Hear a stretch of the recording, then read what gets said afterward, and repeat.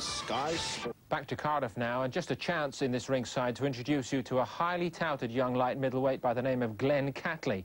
22 years of age, he's 7-0 and he's been going very well. He fights the experienced journeyman Carlo Colarusso, a Welshman on home territory here. Now, we've heard big things about Catley, unbeaten as I said, but you know, sometimes it doesn't always quite go to plan. We join it in round 4.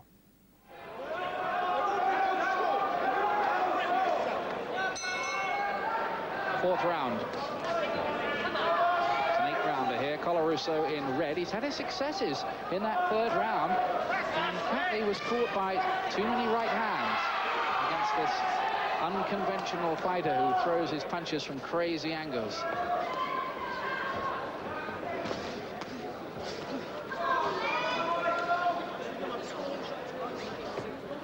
Where do you think Colarusso learnt this style? By an unorthodox trainer, I should think. I'm not sure. I think it's just a natural way he fights. He just likes come forward, he likes swinging, and I think they've probably tried to straighten him out and get him behind a jab, but obviously that probably doesn't work. You know, he works best because he's hard to hit and he's hard to understand where a shot's going to come from. These are bad guys to fight because you never know where the next shot's going to come from. Yeah, I didn't mean it in a derogatory way, but it is a kind of street corner brawl style, isn't it? But it works for him. It does, yes. It's very natural. He's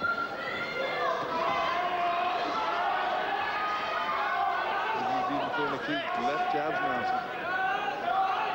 Well, Catley looks better when he starts to work behind his jab, doesn't he? He hasn't really done it often enough. He hasn't, but I think that's because Colarusso isn't allowing him to. I mean, that's his idea. He's got to try and smother guys.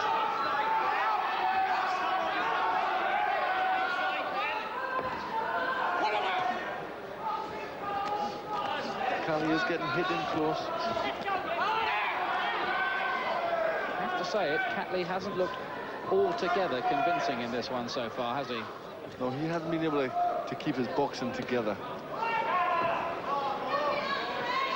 Colarusso has himself in. He's got to try and get behind his jab. So you see he's starting to fight Colarusso's fight.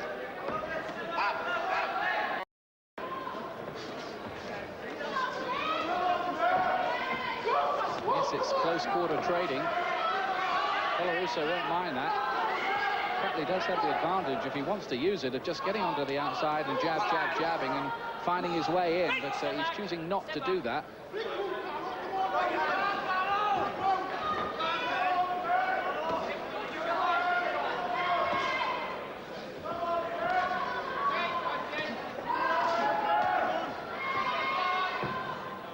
Catley's defense has become quite poor now as well. His hands are going down by his side. And he's forgot the jab, and now he's starting to get... His defense is starting to slip. He's got to be very careful.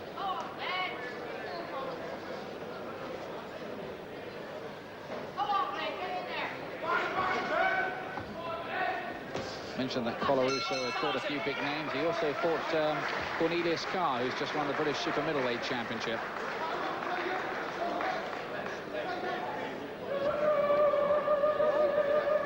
Now Carr's causing a few problems here. He's been brought in very much as the opponent. The pre-fight script would be for Catley to get a decent little name on his record, but Colarusso's making an argument of it. He hasn't read the script, as they say. He's making a fight of it. He's trying to push forward. He's landing them swings. It's very untidy, but that's the way Colarusso fights. I don't think Catley's read the script either, has he? He hasn't. He hasn't at all. I think the corner are trying to show him it between rounds. Well, I think Chris Sanagar, I don't know, you'd think he ought to be saying to him, jab and move a wee bit more and don't get involved in a brawl.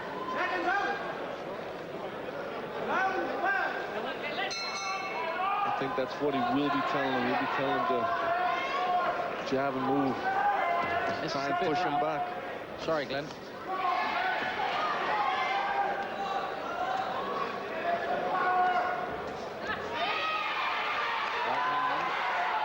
From Catley, and he's looking to preserve an unbeaten record here.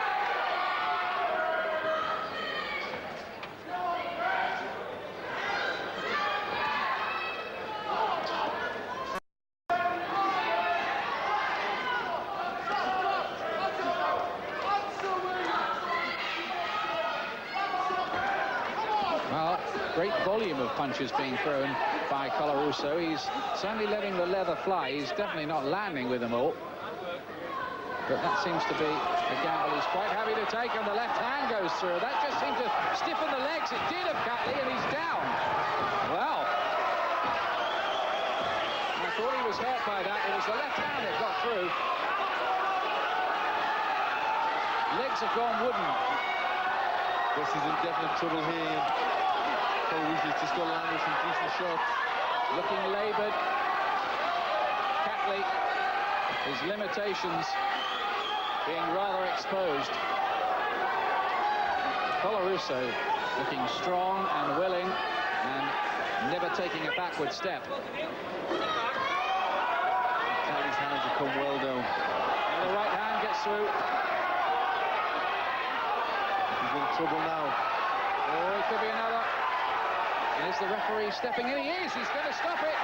Winford Jones stops it. And the unbeaten run of the Bristol prospect Glenn Catley comes to an end. Carlo Colarusso springs the shock. Now, Catley always looked laboured and unconvincing in that performance, and to be honest with you, in the end it didn't come as much of a shock to me.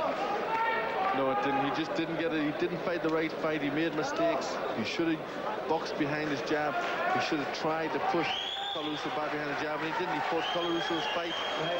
Colarusso, he said, he caused his upsets. He's a tough guy, and it was a step up class because Colarusso did what he had to do. A good win, that, for Carlo Colarusso. 11th career victory for Colarusso in a rather mixed career so far. Now, Catley was supposed to be stepping up a grade there, but with respect to him, he seems to have got confused in the process. Yeah, they picked him a real awkward opponent to fight, you know. The punches were coming from such different angles, Paul. It was hard to fathom out which one was coming next. I guess the one thing, Duke, is that if it is to be a defeat, it's early in his career, and he's got thoroughly confused by it all, but if he learns from it, it's not necessarily a bad thing. Exactly, yeah. He's just got to put it down to as a real bad experience for him, and just hopefully learn from it. Due respect to him, he always looked embarrassed at the end of it, didn't he? Yeah, he got caught some terribly, you know, some terrible punches. They were coming from all different angles, you know, all roundhouse punches, and just never really recovered from the first knockdown. Well, we wish him all the very best as a pro in his career as it develops, but he'll probably not want that video put in the collection of his career highlights at the end of it, will he? No, I just want to forget about it, and as we said before, just put it down to a real bad experience, mate.